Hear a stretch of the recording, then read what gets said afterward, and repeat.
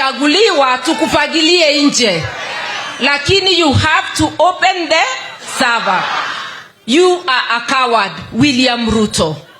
Why do you get the police to fight against Kenyans?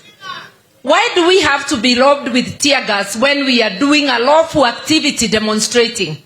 Mumeona kwa runinga, in the nation of France, they were demonstrating almost daily. Millions of people, no tear gas. Just here, South Africa, they demonstrated no tear gas. In Kenya, we are demonstrating. Violence occurs when the police come to fight, to meet brutality on the people. Yesterday we would have ended without incident. On Monday in Kibra we would have ended without incident. Police come with tear gas and live ammunitions. I am telling IG Kome and everybody who cares to hear, if you want to find out who is having violence, it's police and government hired goons.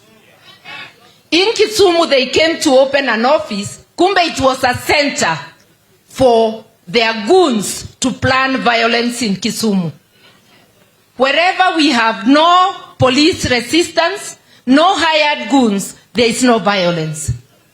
So if you are looking for criminals, look at sections of the police and the UDA goons who are committing these offenses. I want to urge Kenyans everywhere, stand up for your rights. They are muzzling any protest in central Kenya. In my own backyard of Geshogo, young men gave notice to demonstrate. They took loads and loads of policemen. They cannot even allow them to come out. They're hounding them in their homes. In Meru, we saw the same thing, because they would like us to believe that Baba has no following in those areas.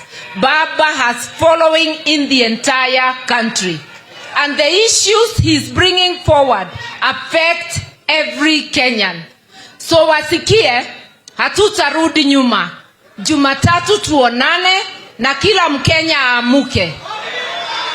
It is Easter. My last word will be this. It is Easter.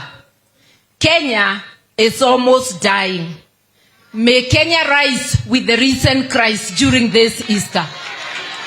Hii kazi lazima tumalize. Ukweli utokelezee, Kenya iweze kuendelea. Tumekubaliana.